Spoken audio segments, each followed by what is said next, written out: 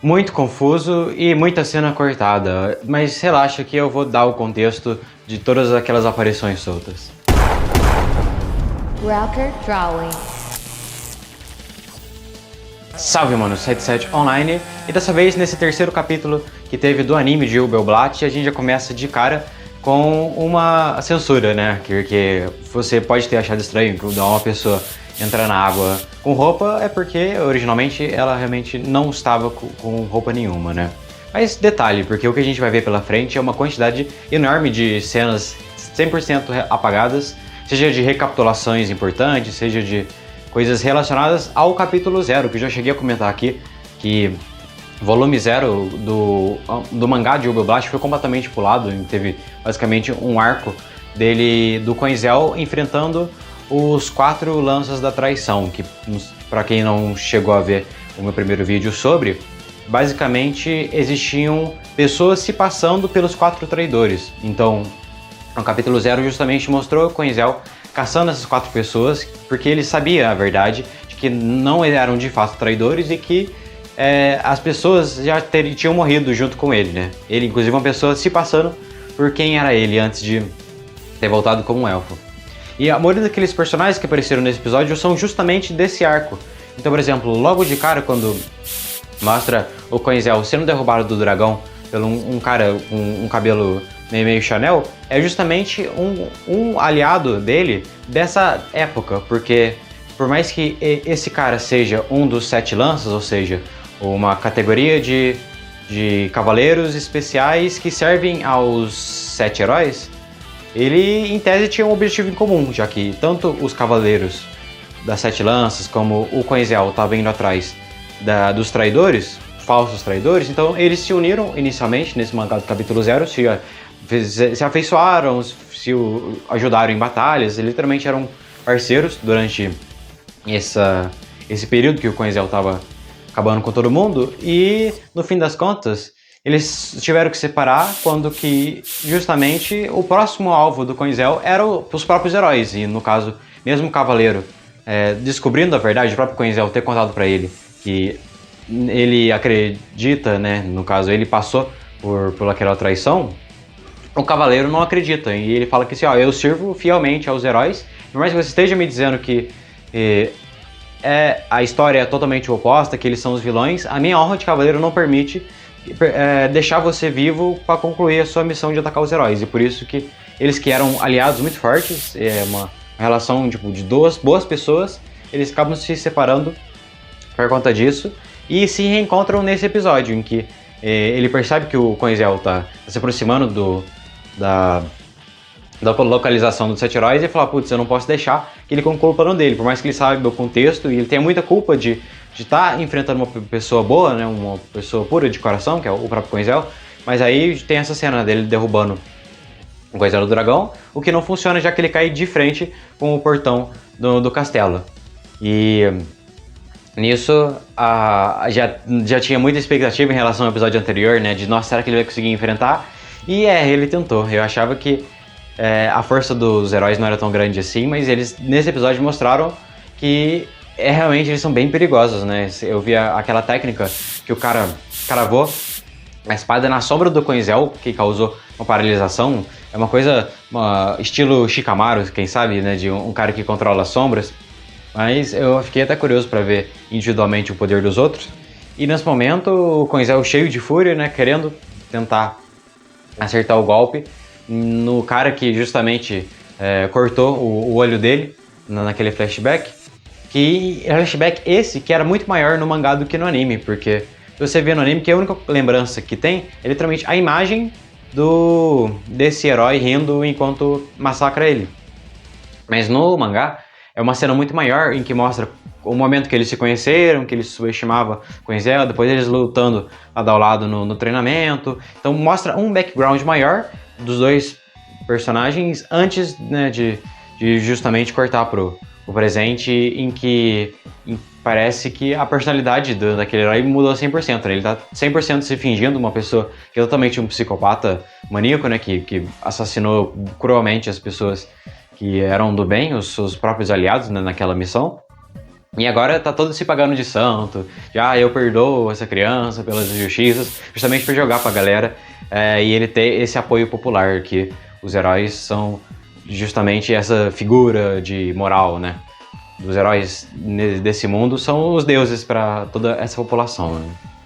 E cortando para a próxima cena, em que o Coinzel tá 100% deprimido, abalado, por conta desse choque que ele teve de que, em tese, ele não só tem que enfrentar o passado, mas enfrentar a recepção que ele teria conforme as conquistas que ele deixou de ter, digamos assim, meio que uma coisa que, em tese, um senso de o mal venceu, né? Os caras foram sujos para conquistar tudo, a grandeza que eles realmente conquistaram, são idolatrados por um pecado que eles cometeram, digamos assim, como se nada tivesse acontecido. E nisso ele fica vulnerável para um ataque de dragão, que para quem viu o anime não tem ideia de quem seja essa pessoa, parecendo absolutamente do nada querendo matar o Coinzel, mas também quem viu o capítulo 0 sabe que uma das pessoas que estavam se passando por traidores era uma mulher muito forte, que ela fazia experimento com pessoas. Ela sequestrava alguns guerreiros e massacrava algumas vilas, no caso só sequestrava o segundo elo, os mais bonitos, e ela fazia meio que experimentos científicos, combinações de raças para criar meio um Frankenstein de habilidoso, assim, para ser meio que um escravo de lavagem cerebral dela. E um desses escravos foi justamente o irmão dessa menina.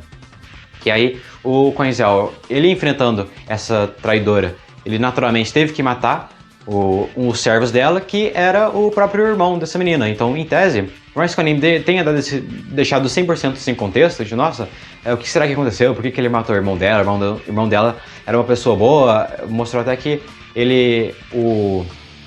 aquele contrabandista era o servo do irmão dela, então era um cara importante, respeitado. Por que o Coinzel deve ter matado? Mas quem leu o capítulo 0 sabe que o irmão dela estava 100% sem volta, ele estava totalmente remendado.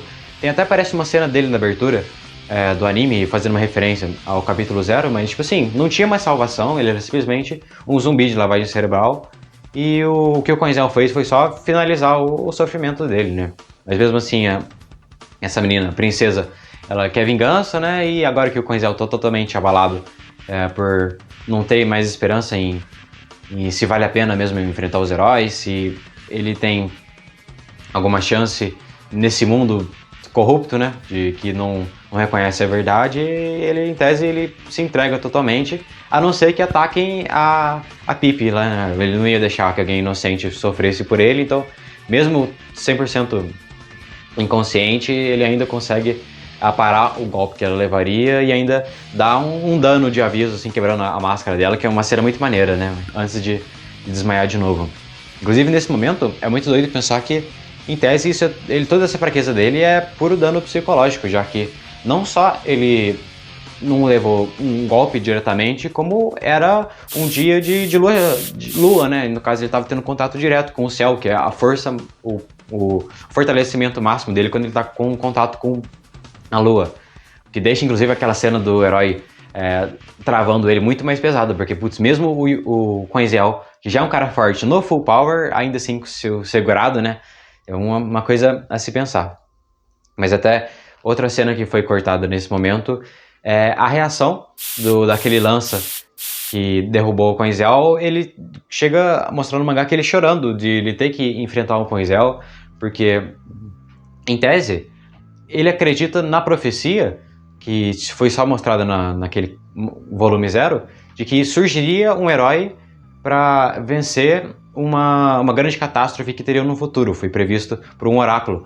E esse lança, ele acreditava que o Coinzel seria esse herói, por justamente essa fama dele, que até chegaram a comentar no anime, dele ter vencido toda a rebelião, mais de 100 soldados sozinho, além dele ter derrubado as 100 lanças, né, que é aquela muralha que separava os dois reinos. Então, em tese, o Coinzel tinha tudo para ser o herói desse mundo, contraria a catástrofe, e ele tá tendo que matar esse herói, né? Porque, em tese, a prioridade dele é defender os 7 heróis, já que ele tá totalmente nesse código de cavaleiro, uma coisa bem Idade Média mesmo. Então, o mangá dá um pouco de foco nesse dilema psicológico dele. E outro dilema psicológico que eles cortaram 100% foi do próprio Coinzel, Porque se vocês chegam a reparar no anime, quando ele acorda do sonho, ele tá com lágrimas nos olhos, o que pensa, putz, tá chorando até agora, até dormindo. Mas quem leu o mangá sabe que ele sonha, ele tá tendo pesadelos com justamente aquele dia, ou seja, o trauma que ficou dele ter sido executado pelos companheiros e confrontando a realidade do presente. Então o mangá dá um foco maior em como que o psicológico dele tá abalado. Até no sonho ele não fica livre disso, e é por isso que ele acordou tão abalado, né? E nisso já corta para aquela cena dele oferecendo a espada para que a princesa terminasse de matar ele. E no anime, ele já de cara já é interrompido pelo contrabandista, que ele não vai deixar o Koinzel se abater facilmente. Mas é engraçado que eles cortaram a cena do mangá em que a princesa tenta, de fato, usar a espada dele para matar ele. Assim, você me deu a espada, pum, ela chega e tenta. Então, eu não entendi por que eles tiraram isso, já que, em tese, é como se no anime tivesse dado a impressão que ela não tá tão segura assim se vale a pena ou não vingar o irmão dela, enquanto no mangá mostra que ela realmente está muito afim de matar o Koinzel, e ela só não vai fazer isso por causa justamente do apelo do contrabandista, em que ele precisa salvar a irmã da princesa, que ali no capítulo anterior já tinha sido dado essa pista que ele estava querendo atravessar a fronteira para salvar alguém, agora mostrou quem é, né? E acabou se conectando as duas histórias, e tanto ele reencontrando a princesa, e que está alinhado com esse objetivo dele de resgatar a irmã dela, que tinha sido sequestrada no momento em que ele era um servo, né, da irmã da princesa.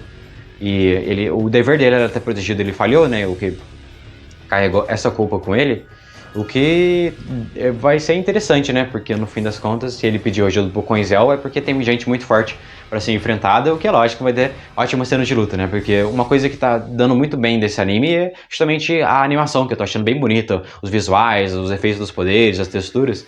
Inclusive, no meu vídeo passado, eu vi algum comentário dizendo que vai largar o anime por conta da censura, ficar só com o mangá mesmo, mas eu particularmente recomendo que vocês continuem acompanhando o anime, porque acho que as cenas têm muito mais emoção com os personagens gritando, soltando a voz, a atuação, né, das vozes originais, os efeitos de espada batendo, e tal, as energias, a chuva e tal. Cria toda uma ambientação que, particularmente, apesar dos cortes das cenas de sacanagem, né, que nem de censura de coisas mais 18, digamos assim, ainda assim eu acredito que vale a pena a experiência por ser uma versão amplificada, as emoções amplificadas por conta dos 5 sentidos, né? Eu não que enquanto no mangá a gente está restrito a só acompanhar o sentido da visão. Mas dando seguimento a esse embate, tem outra cena que eu achei estranho que eles tiveram cortado, que é em relação ao desenvolvimento da contrabandista, que é curioso que ela tem um diálogo com a Pipi, mostra que ela justamente está meio sem rumo, porque em tese o objetivo dela era justamente atravessar a fronteira para conseguir seguir a vida, né? Porque em tese a única função dela ali era ser uma contrabandista para justamente ultrapassar o muro. Então, às vezes comprar mercadorias do lado de dentro e vender para galera do lado de fora. Mas agora que o muro se foi, ela tá meio sem rumo. O qual que ela é necessária, qual vai ser os objetivos dela daqui para frente, né? Que é até interessante que isso deixa mais intenso a cena seguinte, em que mostra o pessoal do outro lado da fronteira, que é da mesma raça que a Pipi, agradecendo ela, que foi graças a ela que eles tiveram condições de ter recursos do outro lado da muralha, que meio que salvou eles, né, de continuarem existindo, né, naturalmente, apesar dessas guerras, apesar dessas divisões. Por isso que ela chora e se entrega, que é meio que uma resposta a justamente essa cena que eles cortaram, porque ela primeiro surge a dúvida, depois surge a resposta. Tudo que ela fez realmente valeu a pena, e que ela foi importante, né? Ela teve a sua contribuição para, às vezes, milhares de famílias, né, que estavam sem os recursos. Mas isso já corta para aquela cena do pessoal na floresta, até aí não teve nenhum corte do mangá, em que mostra, parece que um grupo de bandidos sequestrando umas pessoas, e que eles são avistados por um menino. E esse menino, ele percebe que ele foi avistado, ele corre de volta para o acampamento, e em tese os bandidos vão atrás. E nisso aparece aquele cara careca tatuado meio estranho, que justamente uma forma de demonstrar os poderes dele, ele derruba vários capangas sem dificuldade. Mas aí daquele grupo em tese de bandidos, de sequestradores, mostram que eles são também do clã do Asa Branca. Ué, Luiz Gonzaga, Asa Branca. Mas eu achei estranho, porque todo mundo começa a questionar que se realmente, se ele é desse clã mesmo, se em tese o filtro de qualidade de pessoas que fazem parte disso era para ser mais alto. Em tese ninguém conhece ele. Eu até criei a teoria de que ele deve ter roubado essa capa dessa adaga de alguém que ele tenha matado, né? Mas é até interessante que, mesmo assim, por mais que esse clã de pessoas do Asa Branca sejam famosos, em tese seja uma elite forte, ainda assim o careca da cara tatuada parece que ele foi confundido com outra pessoa com o mesmo visual que ele pelo aquele contrabandista, né? Que ele tem certeza que foi esse pessoal, foi o careca que sequestrou a Sharon, né? A irmã da princesa. Mas vai saber, né?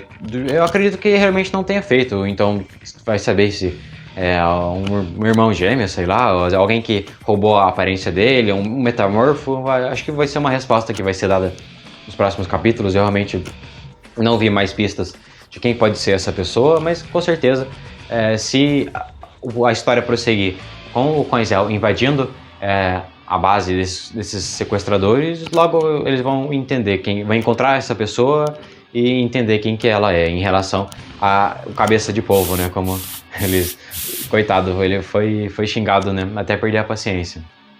Mas aí fica agora a reflexão pro próximo capítulo, se eles vão rodar mais coisa, né? Como inclusive até chegaram a cortar a cena de reação dos heróis após eles entrarem dentro da nave, porque no anime se mostrou, os heróis saíram ali do portão, entraram na nave e foram embora, né? Mas no mangá eles tiveram um tempinho para mostrar o que os heróis estão pensando. Falei, nossa, quem que será que era aquele menino?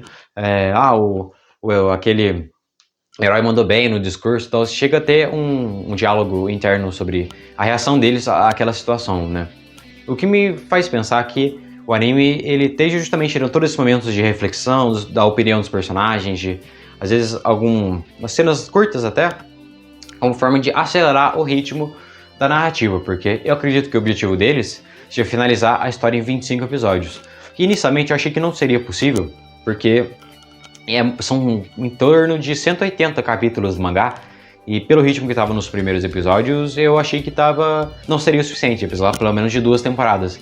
Mas eles estão contando tantas essas cenas curtinhas, o personagem pensa isso, o passado dele é aquele, ele reagiu dessa forma, indo bem direto ao ponto, assim, tudo isso só deixando o que é importante, que eu realmente acredito que eles vão conseguir, se deixar esse ritmo.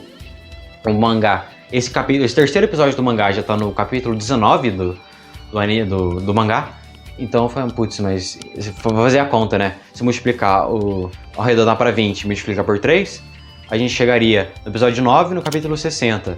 Isso para chegar no 180, eu bateria mais ou menos os 25 episódios, né? Mas vamos ver se... Eu ainda tô curioso se vai até os 25 mesmo essa primeira temporada, ou eles vão se dividir de 12 em 12. Mas, por enquanto, é lógico que eu vou continuar trazendo as análises aqui para vocês, ou seja, com essas comparações do mangá, ou justamente criar teorias sobre os acontecimentos futuros. E, lógico, o único jeito de você saber se eu postei ou não é se inscrevendo aqui no canal. Até porque eu tô mantendo uma média de 4 vídeos por semana, que por mim eu até aumentaria mais. E dessa forma, para eu ter mais ideias de vídeos, você vai deixar o seu comentário aqui, sugerindo algum outro anime, algum outro jogo, algum outro filme, quem sabe, que eu justamente, meu canal é para falar de coisa dark. Então qualquer coisa que tenha, seja uma estética meio obscura, ou seja uma trilha sonora roqueira, já é critério para entrar aqui, beleza? Falou e fui.